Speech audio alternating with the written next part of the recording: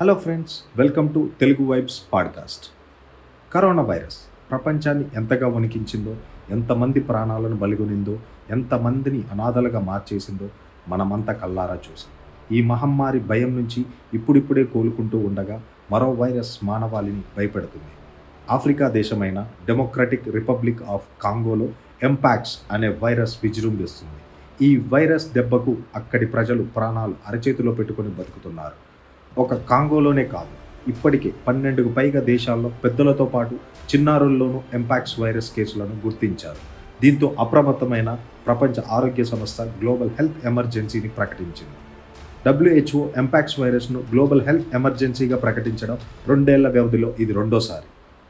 Mpox virus మనిషి నుంచి మనిషికి, జంతువు నుంచి మనిషికి వ్యాపిస్తుంది. ఈ వైరస్ సోకిన వ్యక్తులు లేదా జంతువులను తాకటం, మాట్లాడటం, శృంగారంలో పాల్గొనడం వల్ల ఇది నిమిషాల్లోనే వ్యాపిస్తుందని వైద్యులు, పరిశోధకులు చెబుతున్నారు. ఇది సోకిన వెంటనే మొదట నీటితో కూడిన చిన్న చిన్న బొబ్బలు, జ్వరం, కండరాల నొప్పులు, తలనొప్పి, అలసట, జననేంద్రియాల వద్ద బొబ్బలు లక్షణాలు కనిపిస్తాయి.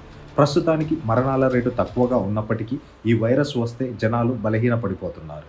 ఈ వైరస్ వ్యాప్తికి అడ్డుకట్ట వేసి ప్రాణాలను కాపాడుకునేందుకు అంతర్జాతీయంగా దేశాల మధ్య పరస్పర సహకారం తప్పనిసరి అని WHO director general Tedros Adhanom Ghebreyesus తెలిపారు. కాంగోలో నమోదైన కేసుల్లో 70% బాధితులు 15 ఏళ్లలోపు చిన్నారులేనని ఆఫ్రికా అధికారులు ప్రకటించారు. దీని ద్వారా మరణాల సంఖ్య కూడా ఎక్కువగానే ఉందని చెబుతున్నారు. కాంగోలో 2 వారాల పసికందుకు సైతం ఎంపాక్స్ వైరస్ సోకినట్లు అధికారులు వెల్లడించడంతో అక్కడి ప్రజలు భయపడుతున్నారు.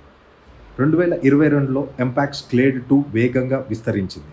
దీంతో అప్పుడు కూడా WHO హెల్త్ ఎమర్జెన్సీ ప్రకటించింది. సో మన దేశానికి ఎంపాక్స్ రాలేదు కాబట్టి ప్రస్తుతం మనం సేఫ్ జోన్లో ఉన్నట్టే. అలాగని రాలేదు అనుకోలేము కూడా.